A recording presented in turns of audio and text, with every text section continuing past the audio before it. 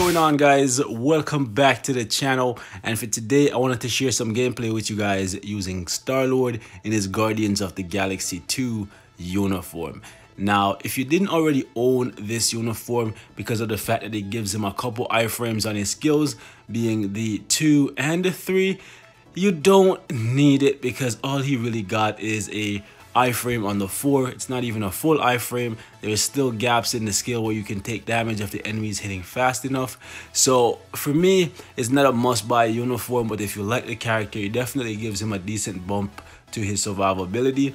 However, one thing you will have to do when you play Star-Lord is make sure you position yourself well on the map in comparison to the enemy, because if you don't, it will feel as though you don't have that much survivability, because a lot of the time when he's moving towards the enemy to initiate his skills, you will find that you take damage. So you have to actually know the range of the skill, and a couple of them actually have a wind-up time, especially the 5 skill.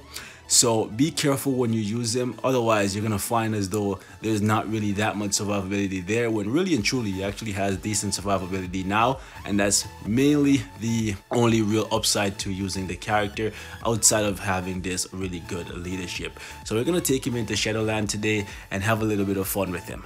My Star-Lord is not really built that well, because for the longest time, ever since I started playing this game, I only used him for his leadership because his DPS very low and his survivability have never been truly that amazing. However, now that he has 4 iframes, he's actually in a decent place, and he's a solid B tier character for stuff like World Boss and Shadowland.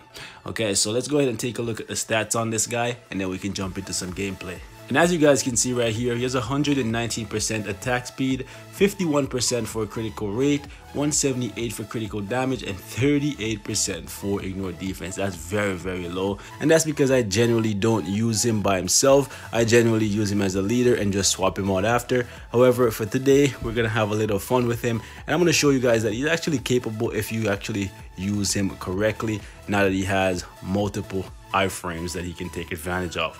As you guys can see right here, 50% for reduced cooldown duration, and that's going to be very beneficial for you if you have it, so you should try and definitely max out his skill cooldown. And for the last gear slot right here, skill cooldown is my stat of choice, and that's to make sure that I hit the cap. Okay, as for his skill rotation, I'm still playing with it. I generally open with the 4 skill, because I find that if I open with any of the other skill, he actually ends up taking damage at the beginning of the fight, simply because he's trying to position himself getting closer to the enemy, and because of that, the enemies who have really long ranges on their skill will end up hitting him before he can hit them. So I generally go something like 4, then maybe 2, 3, 1, and then 5. I try to avoid using 5 simply because the attack misses a lot of the time because of the weird range on it, and on top of that, I really hate that 1 second wind up at the beginning of the skill that ends up making you take damage a lot of the freaking time. Really hate that, and I really think they need to get rid of that. So yeah, anyways, as you guys can see right here, Power Fang Hulk is my ISO set of choice, and I honestly think you should definitely go with either Power Fang Hulk or Overdrive, because apart from that, his damage is just going to be way too low in my personal opinion. As you guys can see right here, I'm running a crappy 3-star Obelisk, and that's because I have not shown him much love as a character, because his DPS is just far too low.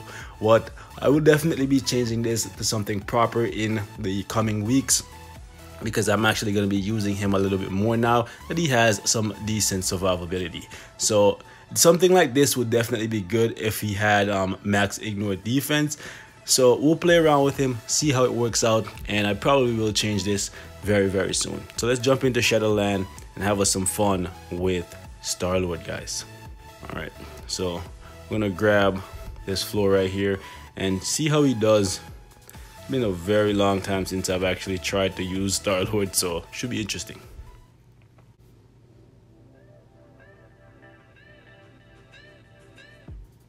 Alright boys, let's party.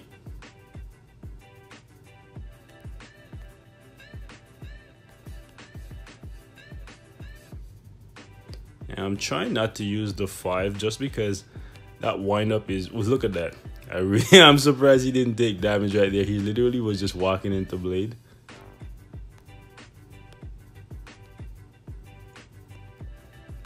Well, the majority of the 5 skill just missed.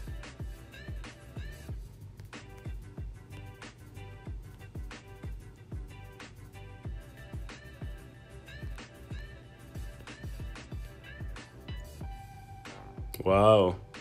That tracking though, guys. That tracking.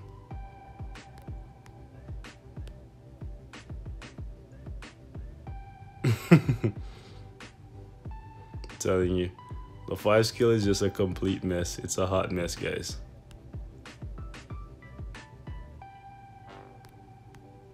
Wow.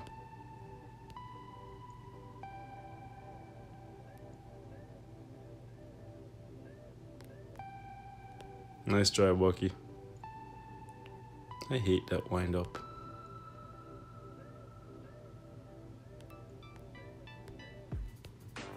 Yeah. Just hurry up and die, Cap.